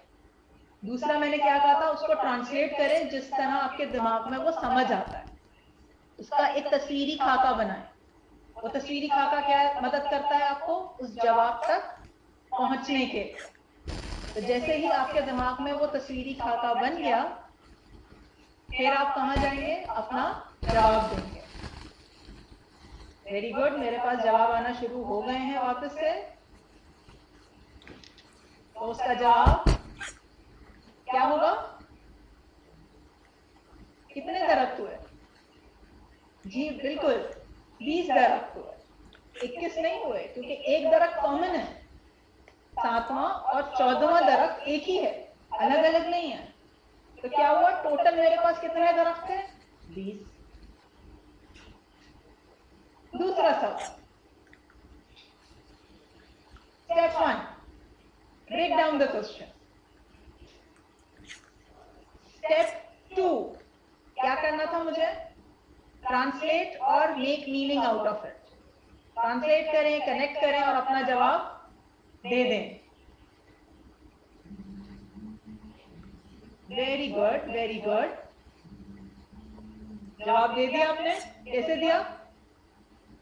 इस तरह करके दिया, मिल गया जवाब आपको। So all the steps concluded, verify कर लेते हैं जी। हमने ऊपर कैलकुलेशन की थी, 6 में से 3 गए, डेफिनेटली 1 तो था नहीं, 2 है नहीं, 4 हो नहीं सकता, राइट। नेक्स्ट थोड़ा ट्रिकी, इसमें थोड़ी लॉजिकल लगेगी, लॉजिक थिंकिंग लगेगी, ताकि आप उस तक पहुंच सकें और उसको समझ सकें। सो फर्स्ट है break down, translate, that's very important. Translate क्या करनी है? टोटल मेरे पास कितनी व्हीकल्स हैं? 160। उसमें से या तो गाड़ी होगी या ट्रक होगी या लाल होगी या हरी होगी, ठीक है। और उसमें से मजीद आप मुझे क्या बता रहे हैं कि इसमें 70 व्हीकल लाल हैं, 120 व्हीकल गाड़ियां हैं, 18 ग्रीन है, ग्रीन ट्रक्स हैं। तो मेरे पास लाल कार कैसी होगी? इसको करने के लिए क्या जरूरी है? थॉट प्रोसेस बना दें, वो थॉट प्रोसेस। टोटल कितनी है? 160 गाड़ियां हैं, लिख दिया। अब गाड़ियों में क्या थी? गाड़ियां कार है या ट्रक है, लाल है या ग्रीन है, आ गया। अब हमारे पास दूसरी इंफॉर्मेशन क्या आ रही है? 70 व्हीकल्स आर रेड, यानी टोटल 70 व्हीकल्स हमारे पास कितनी है? रेड है, ठीक है। और 120 कार्स है। टोटल व्हीकल्स कितनी थी? 160, 160 माइनस 120 कितने बचे? 40। यानी अगर 120 कार्स हैं तो मेरे पास ट्रक कितने हैं? 40। अब इन 40 ट्रक्स में से ग्रीन ट्रक कितने हैं? 18, ठीक है। तो कितने बच गए? 22 ट्रक बच गए, 22 ट्रक बच गए। तो वो कौन से कलर के होंगे? लाल, क्योंकि या तो लाल थे या हरे थे। Getting it? दोनों का डिफरेंशिएशन आ गया आपके पास, यहां तक तो पहुंच गया। अब हमने क्या पूछना था? लाल गाड़ियां कितनी हैं। अब मैं लाल गाड़ियां कैसे बताऊं? नाउ वेरी इंटरेस्टिंगली हमने क्या कहा था? टोटल गाड़ियां लाल गाड़ियां कितनी हैं? 70, 20, 22 तो ट्रक हो गए, तो गाड़ियां कितनी होंगी?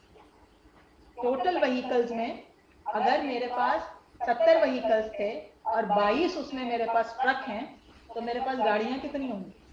70 में से मैंने 22 माइनस किया, क्या आ गया मेरे पास? 40। क्या वो आंसर है? बिल्कुल सही, मिल गया मुझे answer. So when I started breaking down the question into logical steps और logical thinking, तो मेरा thought process आसान हो गया, मुझे जवाब तक पहुंचने में आसानी हुई, ठीक है। इसके लिए मैं रिक्वेस्ट करूंगी my co-fellow Kavya Nisar to explain you this question. Thank you so much Monika. Okay, ये क्वेश्चन है आपका मैथ्स का। सो क्वेश्चन के अंदर हमसे ये पूछा जा रहा है, स्टूडेंट से पूछा जा रहा है कि सरफेस एरिया बताएं ओपन जैम जार। स्टार्ट से शुरू करते हैं। The surface area of a closed cylindrical jam jar having radius r centimeter and height h centimeter is given as this. Okay. बहुत सारी टर्म्स हैं, मुश्किल टर्म्स हैं। सबसे पहले तो ये करते हैं इसको अंडरलाइन, बारी बारी हर चीज पे चलते हैं। सबसे पहले सरफेस एरिया की बात हो रही है। अच्छा, एक सरफेस एरिया होता था, एक एरिया होता था, एक वॉल्यूम होता था, बहुत सारी इस तरह की चीजें पड़ी थी।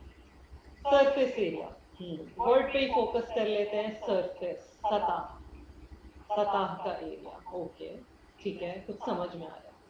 Of a closed cylindrical jam jar, cylinder, 3D shape आ गई है।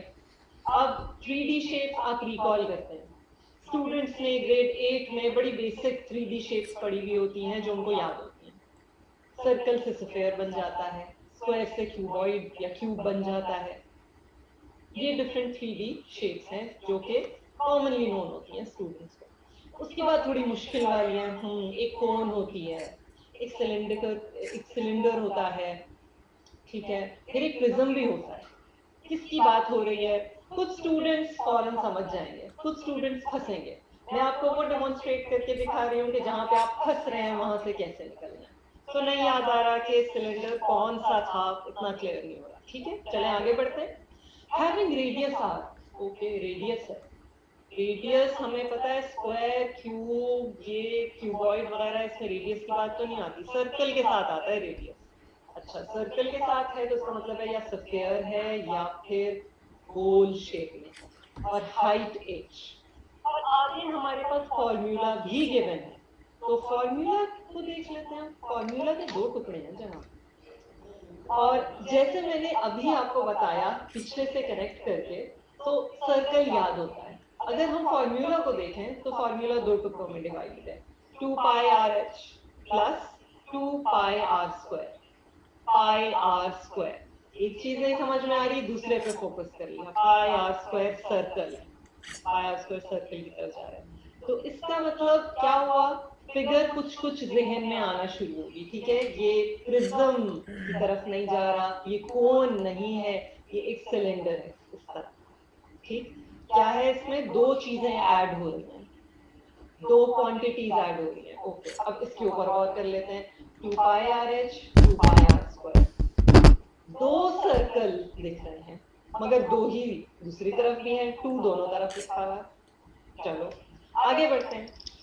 शायद कुछ स्टूडेंट्स इस पूरे रिजल्ट से ना गुजरे, शायद कुछ स्टूडेंट्स को ये पता हो तो वो डायरेक्टली आगे जंप कर सकते हैं, लेकिन वो स्टूडेंट्स जो कि नहीं फिगर आउट कर पा रहे, उनको आगे कैसे बढ़ना है, तो मैं आपको वो डेमोन्स्ट्रेट करके बताऊंगा।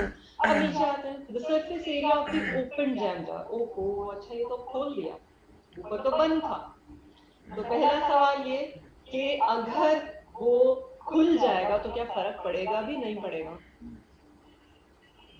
सतह को आपने कम कर दिया, आपने एक सतह हटा दी। कौन सी सतह हटाई, अगर ये जैम जार है तो ये यहाँ से तो खुलता नहीं है, नीचे से भी नहीं खुलता, ऊपर से ही खुलेगा, ऊपर से ढक्कन खुलेगा, ढक्कन सिलेंडर का सर्कुलर होगा, इसका मतलब है ये चीज निकल जाएगी। तो अब जवाब कुछ इस तरह आ रहा है कि एक जगह से 2 जो है वो कम हो जाना चाहिए, एक चीज जो कि 2 थी वो कम हो जानी चाहिए। नीचे अब हम ऑप्शंस पे आते हैं, क्या हमारा ऑप्शन पड़ा हुआ है इधर, चलो दिख तो रहा है कि हमें ये दिख रहा है कि बी के अंदर भी 2 रखा हुआ है एक जगह, सी के अंदर भी 2 रखा हुआ है एक जगह। चलो बी और सी को देख लेते हैं, पहले डी को देखते हैं। डी के अंदर तो वो ही रहा, डी तो वो ही रहा जो ऊपर है, तो क्या सरफेस एरिया में कोई फर्क ही नहीं आएगा, नहीं ऐसा तो नहीं हो सकता।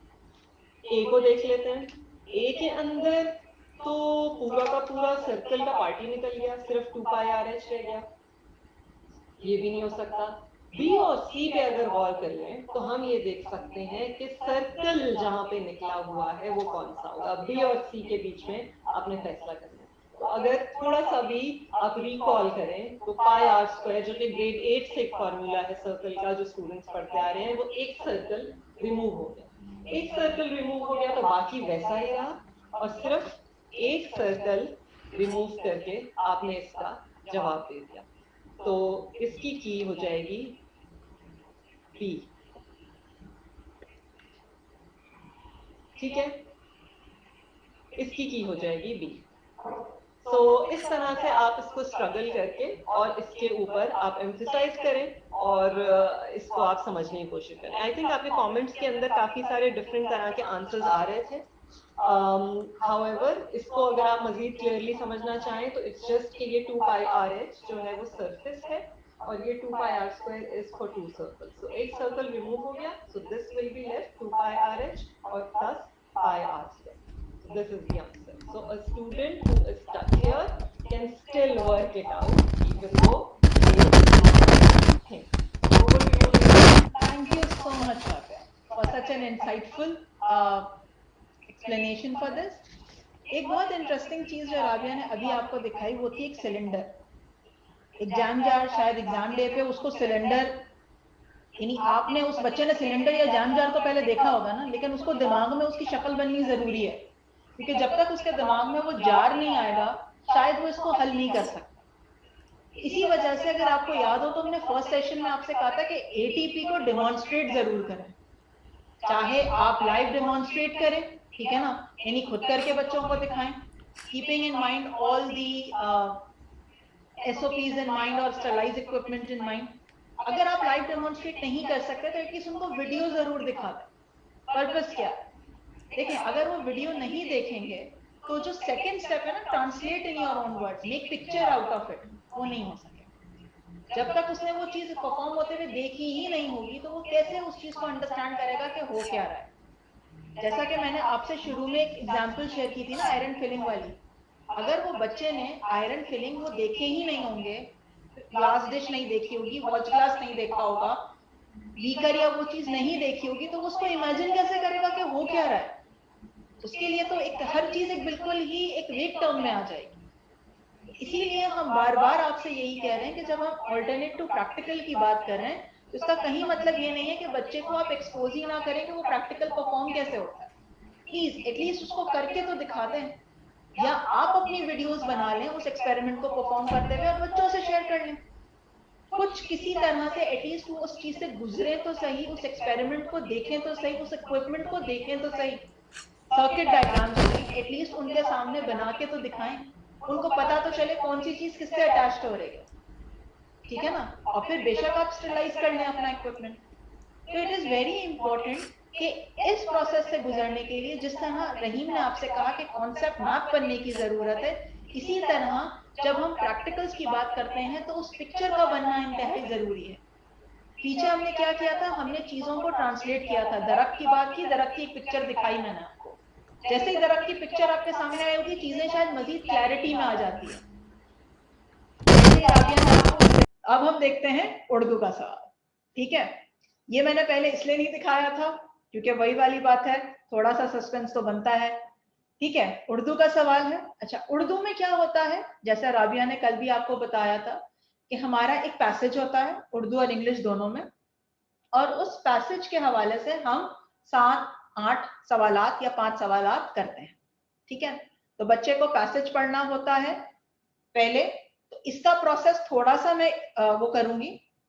जब हम लैंग्वेज पेपर्स की बात करेंगे तो हम क्या एक्सपेक्ट करते हैं बच्चे से, वही वाली बात है, पहला स्टेप पूरा पैसेज एक दफा पढ़ ले वो अच्छी तरह, एटलीस्ट पढ़ ले, अगर उसको कोई मुश्किल लफ्ज नजर आ रहा है उसको अंडरलाइन कर ले और उसका कॉन्टेक्स्ट समझ ले कि ये लफ्ज बोला किस हवाले से गया, ठीक है?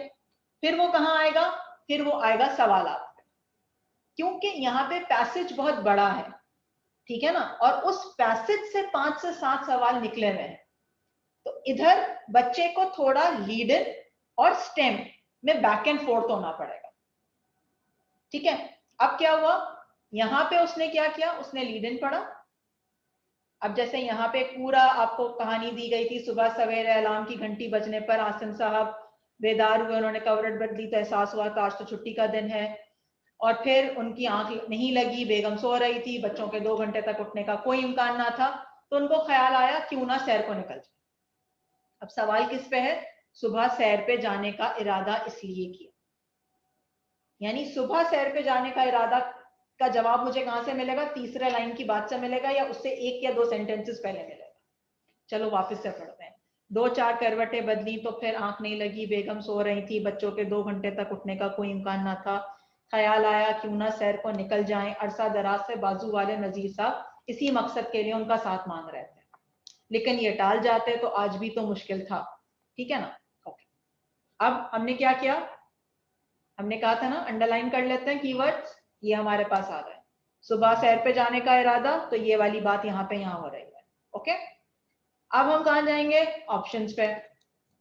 अच्छा, अब क्या हुआ, बेगम खुश हो जाएंगी? नहीं यार, बेगम खुश कब होती हैं, हाँ जब पौधों को पानी दिया जाएगा। नहीं भाई, सैर पे जाने से तो बेगम खुश नहीं हो रही है। चहलकदमी हो जाएगी, चहलकदमी की तो बात नहीं कर रहे थे, नहीं ये भी नहीं है, ऊपर कहीं पे भी इस तरह का कोई जिक्र नहीं आया। उकताहट दूर हो जाएगी, उकताहट इस बात की, अभी तो सवेरे बेदार हुए हैं, अभी अभी तो सुबह जागे हैं, तो उकताहट किस बात की जो दूर हो जाएगी, ठीक है ना? नजीर साहब खुश हो जाएंगे, हाँ अरसा दराज से नजीर साहब इसी मकसद के लिए उनका साथ मांग रहे थे, कनेक्शन बिल्टअप हुआ, जैसे ही कनेक्शन बिल्टअप हुआ आपको आपका आंसर मिल गया, ठीक है? दूसरे सवाल पे जाते हैं, ये सवाल है इस्लामियात से रिलेटेड। रसूलुल्लाह सल्लल्लाहु अलैहि वसल्लम ने एक आदमी को सुबह की नमाज के बाद 2 रकतें पढ़ते देखा तो फरमाया सुबह की नमाज तो 2 रकत है। इस आदमी ने जवाब दिया मैंने फर्ज नमाज से पहले की 2 रकतें नहीं पढ़ी थी, लिहाजा अब पढ़नी हैं। तो रसूलुल्लाह सल्लल्लाहु अलैहि वसल्लम खामोश हो गए। दर्ज वाला बयान किया गया वाकया हदीस की कौन सी किस्म की तरफ इशारा करता है? ठीक है, अगेन क्योंकि ये इस्लामियात का है तो उस पर हम वही वाला रूल अप्लाई कर सकते हैं या मॉडल अप्लाई कर सकते हैं जो हम पहले कर रहे थे। ठीक है, अंडरलाइन द कीवर्ड्स। ठीक है, रसूलुल्लाह सल्लल्लाहु अलैहि वसल्लम ने देखा तो फरमाया, ठीक है, आदमी ने जवाब दिया और फिर रसूलुल्लाह सल्लल्लाहु अलैहि वसल्लम खामोश हो गए। ये मेरे कीवर्ड्स हैं, हदीस की किस्म पूछी गई है। कोई जवाब आ रहा है आपके जहन में? यस ऑडियंस, माय पार्टिसिपेंट्स, क्या जवाब आता है आपके दिमाग में? वेरी गुड, बिल्कुल।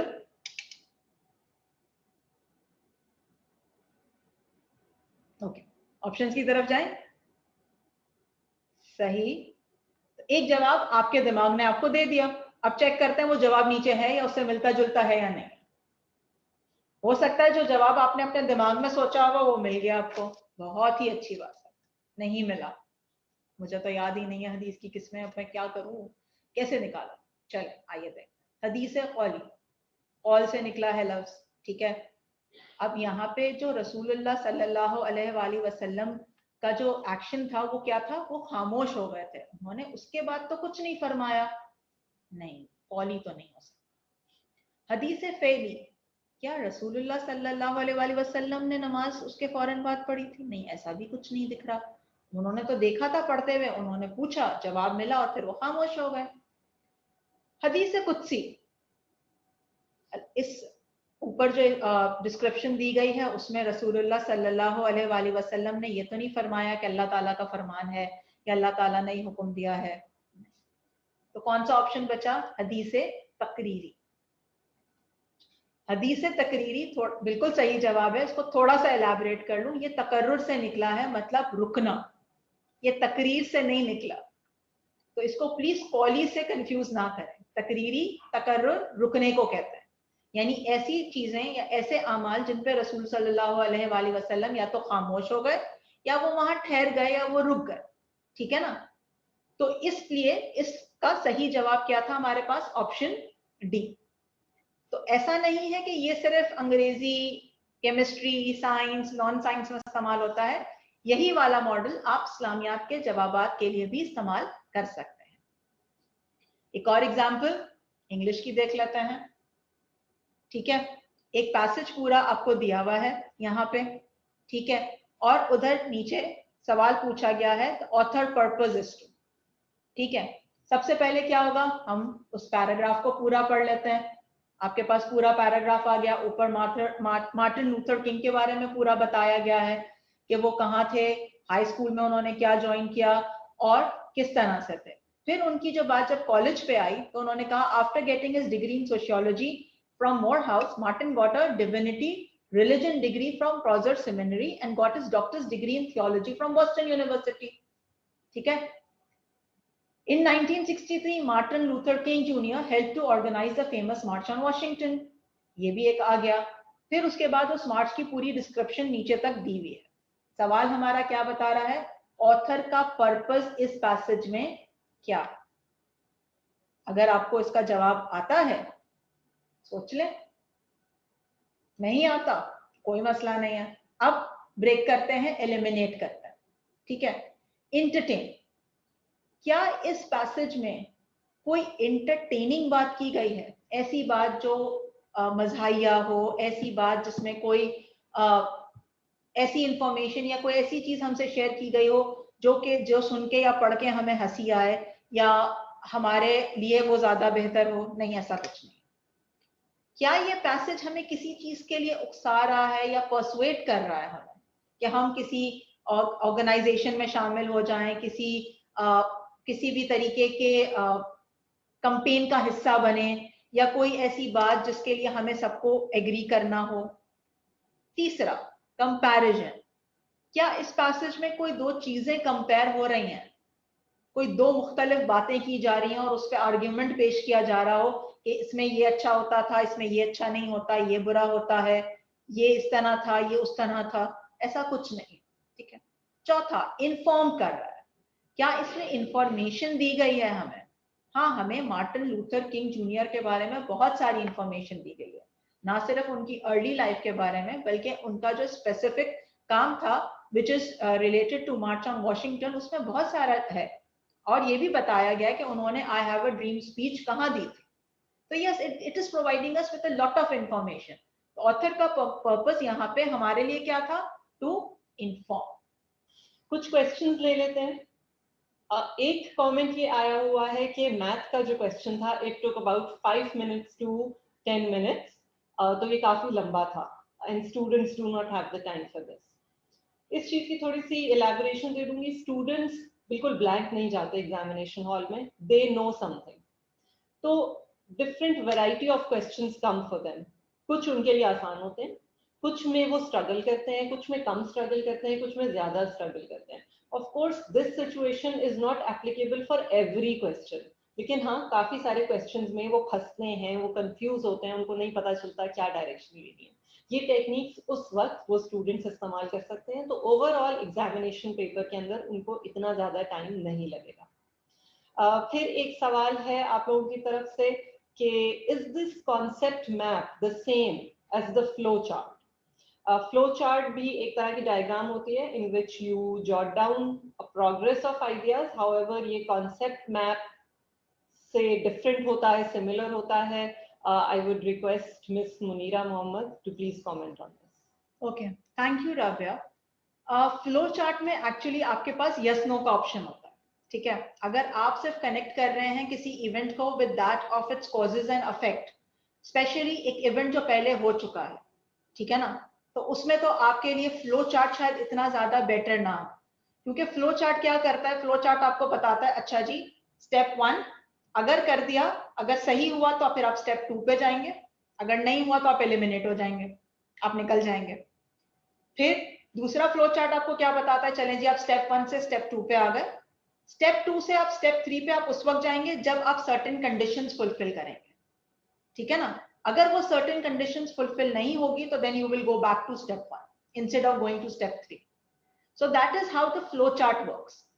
हाँ, अगर आपके लिंकेजेस या आपका कॉन्सेप्ट कहीं बैक एंड फोर्थ हो रहा है, ठीक है, कहीं यस एंड नो के साथ घूम रहा है, तो आप बिल्कुल उसके से फ्लो चार्ट इस्तेमाल कर सकते हैं. लेकिन flow charts usually computer programming में ज्यादा इफेक्टिवली काम कर रहे होते हैं बनिस्बत ये कि जब हम माइंड मैपिंग कर रहे होते हैं. माइंड मैपिंग हमारे लिए क्या होती है? हमारे लिए एक तरीके से एक मैप बन जाता है हमारे दिमाग में जो हमें इनेबल करता है कॉन्सेप्ट्स को लिंक करने. So I hope this clarifies your concern. Thank you so much, Munira. कुछ और questions आए हैं and they are about the techniques that you have taught here. और comment ये है कि ये सब techniques apply करने का time नहीं होता, it cannot work for a student. तो even though इसके ऊपर भी बात हुई थी during the session कि how this can be applied, but still I would request Munira, please repeat कि ये टेक्निक्स यूज करते हुए किस तरह से स्टूडेंट टाइम मैनेज करके स्मार्टली एक पेपर कर सकता है. Okay, thank you Rabia. आपको अगर थोड़ी सी प्रेजेंटेशन याद हो तो पहली स्लाइड हमने क्या कही थी? पहले तो पूरा पेपर पढ़ लें और नो श्योर वाला और नॉट नो और श्योर वाला नॉट श्योर वाले क्वेश्चंस को अलग अलग करें. ठीक है, अब हमने क्या कहा कि ये एक टेक्निक है which requires practice and drilling. ऐसा नहीं है कि हम अपने दिमाग को कहें जब तक स्टेप 1 नहीं होगा ना तुम स्टेप 2 नहीं करोगे. बहुत सारी चीजें हमारे दिमाग में साथ साथ चल रही होती है. ठीक है, जैसे ही मैंने अगर फॉर इंस्टेंस मैं ये कहूं take a small amount of mixture of iron filing sand salt and on a watch glass, तो मेरा दिमाग एक ही साथ दो काम कर रहा होगा. इसको अपनी जबान में ट्रांसलेट भी कर रहा होगा और उसका कॉन्सेप्ट भी रिकॉल कर रहा होगा. ये थोड़ी बोलेगा मेरा दिमाग नहीं अभी रुक जाओ पहले मैं ट्रांसलेट करूं फिर कॉन्सेप्ट के बारे में सोचूंगा. नहीं, our mind is very strong और वो मल्टीपल काम एक साथ कर रहा होता है. ठीक है ना, तो होगा क्या, जितने टाइम तक मैं सवाल को पढ़ रही हूं मेरे दिमाग में उसकी शक्ल भी बनती चली जाएगी और साथ साथ मेरे साथ ये भी आ जाएगा कि मुझे कौन से कॉन्सेप्ट के साथ वर्क करना है. और जैसे ही मेरे पास मिक्सचर हिट करेगा कॉन्सेप्ट में, मेरे पास खुद ब खुद उसके लिंकेजेस भी ओपन हो जाएंगे कि अच्छा जी मिक्सचर में ये चीजें मैंने पढ़ी थी, देखी थी, सुनी थी. तो this is a process in which hardly takes much time because it's a mental process. लेकिन हम अभी क्या कर रहे थे? हम इसको बोल बोल के कर रहे थे. हम बार बार चीजों को दोहरा रहे थे, बार बार चीजों के साथ काम कर रहे थे, तो आपको लग रहा है ये बहुत टाइम ले रहा है, ठीक है। लेकिन अगर हम अपने बच्चों को इसके लिए ट्रेन करें, हम अपने दिमाग को इसके लिए ट्रेन करें, इस ड्रिल के लिए, इस टेक्निक के लिए, तो ये टेक्निक बहुत ज्यादा टाइम नहीं लगाती है।